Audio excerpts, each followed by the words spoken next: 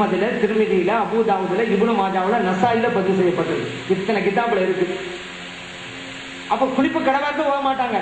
அப்ப ஒது இல்லாம ஓதிருக்காங்கன்னு தெரியுது. அது ஒது இல்லாம ஓதலாங்கிறோம். குளிப்பு கடவாக்க ஓத கூடாது. இவ்வளவு தெளிவா இருக்கின்ற போது யாரும் வேண்டுவானா ஓதலாம்னு சொன்னா குர்ஆனை மதிக்கிற முறையா இது? ஏன்னா இவங்க குர்ஆனை கிண்டல் பண்றவங்க தானே. பாத்தியா ஓதணும்னு வச்சுக்கிறோங்க, கிண்டல் பண்றது என்ன பாத்தியா? எதுக்கெடுத்தாலும் பாத்தியாவா? வீடு திறந்தா பாத்தியா, கடை திறந்தா பாத்தியா, மையத்தை தூக்குனா பாத்தியா, மையத்தை அடக்க செஞ்சா பாத்தியா, இப்படி சொன்னோடனே சார் 4 பேர் ஆமாங்கிறது. ஏங்க பாத்தியாண்டா என்ன? இறைவனுடைய வேதத்தில் இருக்கிற 114 அத்தியாயங்களில் ஒரு அத்தியாயத்தின் பெயர் பாத்தியா. பாத்தியாவை ஓதுகிறார் என்றால் குர்ஆனை ஓதுகிறார் என்ற அர்த்தம். பாத்தியா என்று சொல்லிவிட்டு இந்த புராணத்தையும் இதிகாசத்தையும் நம்ம படிக்கிறோம். பாத்தியான்னு சொல்லிவிட்டு இந்த இங்கிலீஷ் போயமையும் தமிழ் செய்யுளையுமா படிக்கிறோம். பாத்தியான்னு சொல்லிட்டு தௌராத்தி இன்ஜினையுமா நம்ம படிக்கிறோம். பாத்தியான்னு சொல்லிட்டு குர்ஆனையில ஓதுறோம். அப்ப போய் நீங்க பாத்தியா பார்த்து கிண்டல் பண்ணலாமா? பாத்தியாங்கிறது ஒரு சூரானுடைய பெயர்ல இறைவனுடைய வேதத்தை கிண்டல் செய்தால் அது படைத்த இறைவனையை கிண்டல் செய்வதாகத்தானே அர்த்தம். மனிதர்களை கிண்டல் பண்றீங்கன்னு நினைக்காதீங்க. பாத்தியா பாத்தியான்னு ஏதோ நம்மளை கிண்டல் பண்ண நினைக்காதீங்க. அல்லாஹ் கிண்டல் பண்றாங்க. ஏன்னா அல்லாஹ்வுடைய வசனத்துக்கு பெயர் அது. அல்லாஹ்வுடைய வேதத்துடைய சூறாவுக்கு பெயர் அது. சரி, இப்படியே கேட்க ஆரம்பிக்கிறாங்க. ஏன் போய் கேட்கறாங்க? அப்பதான் சீக்கிரமா எடுபடும் சில பேர். ஆமா, என்ன பாத்தியா பாத்தியாங்கிறாங்களே அப்படிங்கிறது. கொஞ்சம் சிந்திச்சு பார்த்தா குர்ஆன் வரான்னு தெரியும். அப்படி சொல்ல மாட்டாங்க. நாகரிகமா சொல்றது எடுபடாது. பாத்தியா ஓதுனா குர்ஆனை ஓதுகிறார். இவன் நாகரிகமா சொல்லட்டுமே, என்னங்க வீடு திறந்தா குர்ஆன் ஓதுறீங்க, கடை திறந்தா குர்ஆன் ஓதுறீங்க, மைத்து தூக்குனா குர்ஆன் ஓதுறீங்க, மைத்து அடக்க செய்யா குர்ஆன் ஓதுறீங்க. கேட்கிறான்னு சொல்லுவான், ஏன் நல்லதானே செய்யறோம் போயன்றோம். ஏன் குர்ஆன் நல்லதானே? அதனால அப்படி சொல்லாம பாத்தியா பாத்தியாங்கிறது. இந்த கிண்டல் பண்ணா என்ன ஆகும்? தொழுகைக்கு வர்றோம், லொஹர் தொழுவோம்னு வச்சுக்கிறோங்க. 4 ரக்காத்து. முதல் ரக்காத்து என்ன ஓதுறோம்? அல்ஹம்து ஸலாதான் ஓதுறோம். 2ஆம் ரக்காத்துல அதுதான், 3ஆம் ரக்காத்துல 4 ரக்காத்து அதான் ஓதுறோம். ஒரு ஆள் அங்கேருந்து வந்தான், தொழுவுறீங்க சரி, அது என்ன முதலாம் ரக்காத்துல பாத்தியா, 2ஆம் ரக்காத்துல பாத்தியா, 3ஆம் ரக்காத்துல பாத்தியா, 4ஆம் ரக்காத்துல பாத்தியா? எனக்கு துணைக்கு வெளியே தான் பாத்தியாவா ஒதுக்கிட்டு தொழிலே போய் பாத்தியாவா அப்படின்னா இப்படி அறிவு சார்ந்த கேள்வியா இது?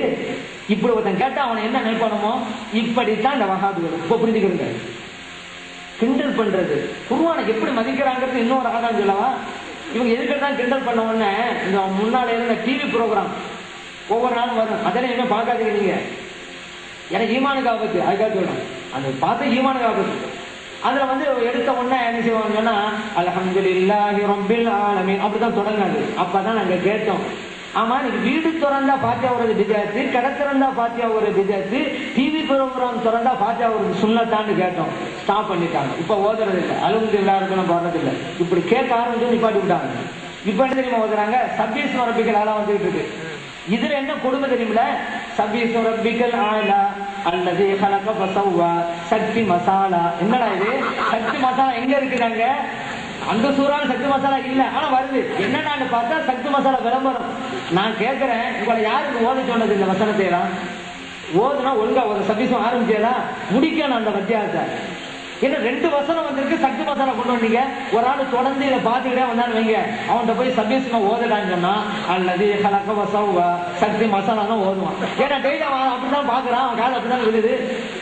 என்ன கொடுமை பாருங்க. இவங்க யாரு அந்த டிவி போறாங்க ஓதி சொன்னது? குர்ஆனுடைய வசனத்தை இவங்க மதிக்கிற லட்சணம் தாங்க. இப்ப புரிஞ்சுக்கிறீங்க, அவங்கதான் குர்ஆனை பின்பற்றாங்க. இளைஞர்களை யோசியுங்க. ஏனென்றால் நாங்கள் மட்டும் மறுமையிலே வெற்றி பெற வேண்டும் என்று நினைக்கவில்லை, என் சமூகம் சார்ந்த இளைஞர்களும் மறுமையிலே வெற்றி பெற வேண்டும் என்று நினைக்கிறோம். அதனால்தான் இது சொல்றோம். நாங்கள் மட்டும் சொர்க்கத்திற்கு போய்விட்டால் போதும் என்ற சுயநலம் எங்களுக்கு இல்லை. என் சமூகம் சார்ந்த இளைஞர்களும் சொர்க்கம் புக வேண்டும் என்று விரும்புகிறோம். அதனால் இந்த விளக்கம் கொடுக்கிறோம்.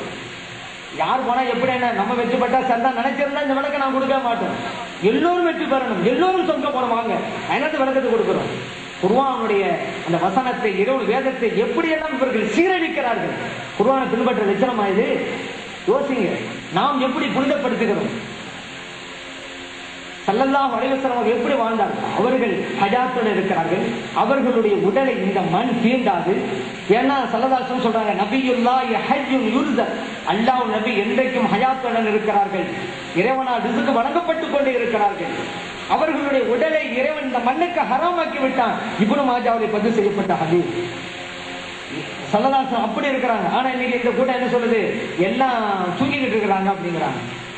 எதை புரியணும்? அப்படி புரியவில்லை. கருத்து பிழை ஏற்படலாமா? எழுத்து பிழை ஏற்படலாம், நம்ம திருத்தி கொடுத்துடலாம். கருத்து பிழை ஏற்படலாமா? ஒரு கிளாஸுக்குள்ள ஆசிரியர் போறாரு, 2 ஸ்டூடெண்ட் சண்டை போட்டுக்கிட்டு இருக்கான். என்னடா உங்களுக்கு மத்தியில தகராறுன்றாரு. அவன் சொன்னா தகராறு தான் சார் எங்களுக்கு மத்தியில தகராறுன்னா. என்னடா சொல்றீங்க? இல்ல, தகராறுல இருக்கிறாரா சின்ன ராவா பெரிய ராவா, அதான் தகராறுன்னா. இவர் 2 பேருமே சமாதானப்படுத்திடலாம் நினைச்சிட்டு சொன்னாரு, இதுக்கு ஏன்டா போய் அடிச்சுக்கிறீங்க? சின்ன தகராறா இருந்தா சின்னரா, பெரிய தகராறா இருந்தா பெரிய ராண்டா. ஒரு ஸ்டூடெண்ட் கேட்டான், அப்படின்னா சுமாரான தகராறா இருந்தா எந்த ராசாமா மாத்திக்கிட்டாரு. என்ன இது எழுத்து பிழை, கட்டுரை எழுத சொன்னாரு. என்ன எழுதினாங்க, ஒரு ஸ்டூடெண்ட்டுக்கு வந்து காமிச்சான், அதுல 4 சொல்லி நானா போட்டிருந்தான். அவனை கூப்பிட்டாரு, வாடாண்டு. 2 சொல்லி நான் கேள்விப்பட்டிருக்கோம், 3 சொல்லி நானாவும் கேள்விப்பட்டிருக்கோம், அது என்னடா நீ 4 சொல்லி நானாவை போட்டிருக்க? அதுக்கு அவன் கேட்கறான், ஏன் சார் தமிழ் வளரவே கூடாதா அப்படிங்கிறான். இந்த ரவுண்டா போட்டு தமிழை வளர்த்துலாம் ஒரு முடிவு வந்துட்டாங்க. ஏன்னா இதெல்லாம் எழுத்துப்பிழை, திருத்திரலாம், கருத்துப்பிழை ஏற்படலாமா? அதுதானே இன்றைக்கு ஏற்பட்டு இருக்கிறது. எல்லாம் மையத்தான். மையத்தானா ஒண்ணு இல்ல, ஹயாத் இல்ல, நம்ம சொல்றதெல்லாம் ஒண்ணும் கேட்காதான். இதுக்கு என்ன ஆதாரம் கேளுங்க? மையத்து கேட்கும் நம்மிடம் ஆதாரம் இருக்கிறது. இதுதான் அஹ்லுஸ் சுன்னah வல் ஜமாத். எந்த கொள்கை வேணுமா ஆதாரம் காட்டுவோம். இதுதான் அஹ்லுஸ் சுன்னah வல் ஜமாத். அவங்க எல்லாம் சொல்லுவாங்க, ஆதாரம் கேளுங்க, ஆதாரமே இருக்காது. மையத்து கேட்கும் ஆதாரம் கவனம். இன்னஹு ல யஸ்மஉ கல்அன் ஆலிஹிம்.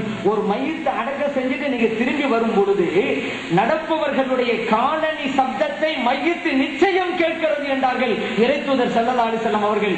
புகாரில பதிவு செய்யப்பட்ட ஹதீஸ். மையத்து கேட்கிறது மச்சாஜ் ஆதாரம்.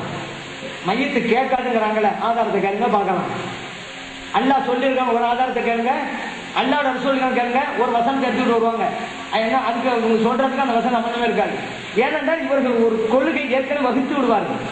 அஹ்லுஸ் சுன்னah வல் ஜமாத் எப்படி தெரியுமில்ல, குர்ஆனுக்கும் ஹதீஸுக்கும் ஒத்து போவார்கள். இந்த வஹாபிகள் யார் தெரியுமில்ல, தங்களுடைய கருத்துகளுக்கு குர்ஆனும் ஹதீஸையும் ஒத்து போக வைப்பார்கள். இதுதான் அவங்களுடைய வேலை.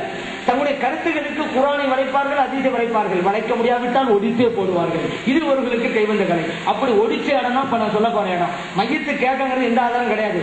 இன்னக்கலா துஸ்மில் மௌத்தா அந்த வசனத்தை தான் கொண்டு வருவாங்க. ஸல்லல்லாஹு அலைஹி வஸல்லம் பார்த்து அல்லாஹ் சொல்றான், நிச்சயமா நீங்கள் மரணித்தவர்களை கேட்க வைக்க முடியாது. இந்த வசனத்துல மையத்து கேட்காதுன்னு எங்க இருக்கு? ஸல்லல்லாஹு அலைஹி வஸல்லம் அவங்களை பார்த்து அல்லாஹ் சொல்றான், நீங்க கேட்க வைக்க முடியாது. கேட்க வைக்கிறது யாரு? அல்லாஹ் தான். நம்ம தான் சொல்லிவிட்டாங்க, இறைவனை தவிர வேற யாருக்கும் எந்த சக்தியும் இல்லை. இது ஒவ்வொரு இறை நம்பிக்கையாளருடைய கடமை. அல்லாஹ்வுக்கு தான் சக்தி. அல்லாஹ் வந்து இறை தூதர் மூலமாக, இறை நேசர்கள் மூலமாக, மற்ற மனிதர் மூலமாக உதவி செஞ்சுக்கிட்டு இருக்கிறான். செய்வது இறைவன், நம்ம நம்பிக்கை. இப்ப மையத்து கேட்குது, அது யாரு கேட்க வைக்கிறது? அல்லாஹ் தான். இப்ப நான் பேசுறேன், நீங்க கேட்குறீங்க. நான் கேட்க வைக்கிறேன்னா அல்லாஹ் கேட்க வைக்கிறானா? அல்லாஹ் தான் கேட்க வைக்கிறான். இப்ப நான் உங்களை பார்த்து சொல்றேன், நான் உங்களை கேட்க வைக்கவில்லை. இப்படி சொன்ன உடனே நீங்க எல்லாம் கேட்காதவங்க அர்த்தமா? நான் கேட்க வைக்கிறேன்னு அர்த்தம், அல்லாஹ் கேட்க வைக்கிறான். அதுதான் நம்முடைய கொள்கை. ஸல்லல்லாஹு அலைஹி வஸல்லம் பார்த்து அல்லாஹ் சொல்றான், நீங்க கேட்க வைக்க முடியாது. அப்படி என்ன அர்த்தம்? நான் கேட்க வைப்பேன்னு அர்த்தம். மையத்து கேட்காது என்பது அந்த வசனத்தை எங்க? அப்ப இவங்க கொள்கைக்கு அந்த வசனத்தை ஒடிக்கிறார். வளைக்க முடியவில்லை, ஒடிக்கிறார். ஏன் இப்படி செய்யணும்? இறைவன் சொன்னதாக மையத்து கேட்காது என்று ஒரு வசனத்தை காண்பிக்கட்டும். இறைத்தூதர் ஸல்லல்லாஹு அலைஹி வஸல்லம் சொன்னதாக மையத்து கேட்காது என்று ஒரு ஹதீஸை காண்பிக்கட்டும், பார்க்கலாம். இப்ப புரிஞ்சுக்கிறங்க, குர்ஆனை ஹதீஸ் யார் சொல்றது? எல்லாத்துக்கும் நம்ம ஆதாரம் வைக்கிறாங்க. இப்ப குர்ஆனை தொடர விஷயத்து கூட நம்ம யாரு தொடரணும், யார் தொடக்கூடாது ஆதாரம் வச்சோம்ல. இவ்வளவு கிதாபு சொன்னோம், அவங்க சொல்றாங்களே யார் வேண்டாலும் தோணுங்க, யார் வேண்டாலும் தொடங்கிறாங்களே, ஒரு ஆதாரம் கேட்கலாம் பார்க்கலாம். ஸல்லல்லாஹு அலைஹி வஸல்லம் அவர்கள் கடிதம் எழுதினார்கள். கடித பத்தியா பேசுறோம், நம்ம குர்ஆனை பத்தியில பேசுறோம். நம்ம தர்ஜமாவே தொடலாம். தர்ஜமாவே நீங்கள் தொடலாம், குர்ஆனை தான் தொடக்கூடாது. குர்ஆனுக்கு தான் தனி சட்டம். இது மொழிபெயர்ப்புண்டா அதுக்கு தனி சட்டம். ஒது இல்ல, டிரான்ஸ்லேஷன் இருக்குது தமிழ்ல இங்கிலீஷ்ல, அதை தொடலாமா? தொடலாம். அது குர்ஆன் இல்ல, டிரான்ஸ்லேஷன் பேர் மாறி இருக்கு. கடிதத்தை போய் கொண்டு வரீங்க. இதுல வேற ஒண்ணு சொல்றது, குர்ஆன் எல்லாருக்கும் நேர்வழி காட்ட வந்தது அல்லவா? சுத்தமானவர்கள் தான் தொட வேண்டும் என்றால் இஸ்லாம் அல்லாதவர்கள் எல்லாம் எப்படி இதை படிப்பார்கள் அப்படிங்கிறது இவர் சிந்திச்சு ஒரு சட்டம் சொல்றாங்க. அப்படி இறைவன் அதிகாரம் தந்திருக்கிறானா? நீங்களே ஒன்றை சிந்தித்து சட்டத்தை சொல்லுங்கள், அப்படி அதிகாரம் தந்திருக்கிறானா? இல்ல. இப்படி சிந்திச்சு சட்டம் சொல்றதே தப்பு. சரி, இவங்க சொல்ற சிந்தனையாவது சரியாப்படுதா? இல்ல. சரி, இஸ்லாம் அல்லாதவர்கிட்ட போய் நீங்க குர்ஆனை கொண்டு போய் கொடுங்க, அரபி குர்ஆனை கொண்டு போய், அவங்களுக்கு என்ன தெரியும்? படிக்கவே தெரியாது. அப்படி எப்படி புரிவாங்க? அப்ப அவங்களுக்கு என்ன கொடுக்கணும்? டிரான்ஸ்லேஷன் கொடுக்கணும். நாங்க தான் சொல்றாங்க டிரான்ஸ்லேஷன் கொடுங்கிறோம். அவங்களுக்கு எதை கொடுத்தா உருப்படியான பலன் கிடைக்குமோ அதை செய்யுங்கிறோம். தர்ஜமாவை தொடலாம், பிரச்சனை இல்லை. குர்ஆனை தான் தொடக்கூடாது. குர்ஆனுக்கு தான் அந்த சட்டம். அப்ப இந்த குர்ஆனை கொடுக்க முடியாது. ஏன்னா